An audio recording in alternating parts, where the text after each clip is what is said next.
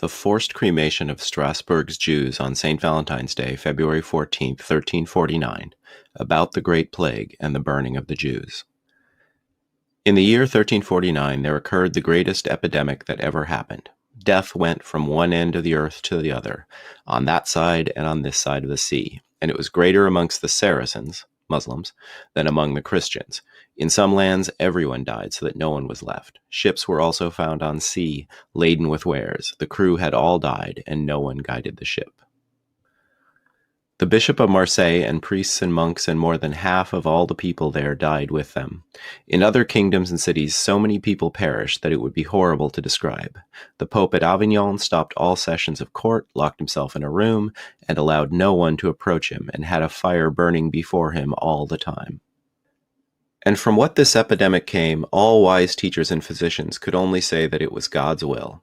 And as the plague was now here, so it was in other places, and lasted more than a whole year.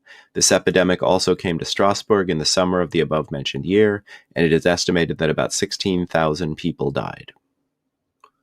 In the matter of this plague, the Jews throughout the world were reviled and accused in all lands of having caused it through the poison which they are said to have put into the water and the wells. That is what they were accused of. And for this reason the Jews were burnt all the way from the Mediterranean into Germany, but not in Avignon, for the Pope protected them there. Nevertheless, they tortured a number of Jews in Bern and Zofingen, Switzerland, who then admitted that they had put poison into many wells, and they also found the poison in the wells. Thereupon they burnt the Jews in many towns and wrote of this affair to Strasbourg, Freiburg, and Basel, in order that they too should burn their Jews.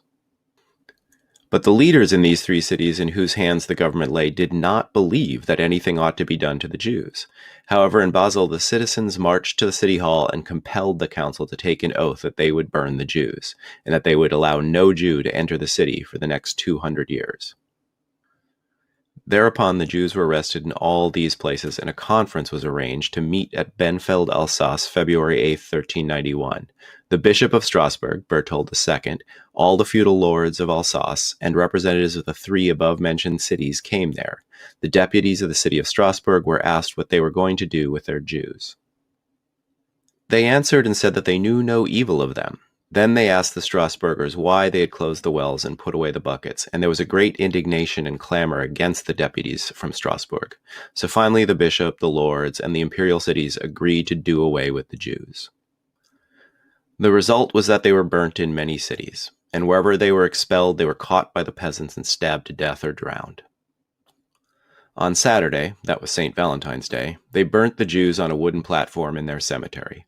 There were about 2,000 people of them. Those who wanted to baptize themselves were spared. Some say that about 1,000 accepted baptism. Many small children were taken out of the fire and baptized against the will of their fathers and mothers. And everything that was owed to the Jews was canceled, and the Jews had to surrender all IOUs and notes that they had taken for debts. The council, however, took the cash that the Jews possessed and divided it amongst the working men proportionally. The money was indeed the thing that killed the Jews. If they had been poor, and if the feudal lords had not been in debt to them, they would not have been burnt. After this wealth was divided amongst the artisans, some gave their share to the cathedral or to the church on the advice of their confessors. Thus were the Jews burnt at Strasbourg, and in the same year in all the cities of the Rhine, whether free cities or imperial cities or cities belonging to the lords. In some towns they burnt the Jews after a trial, in others without a trial. In some cities the Jews themselves set fire to their houses and cremated themselves.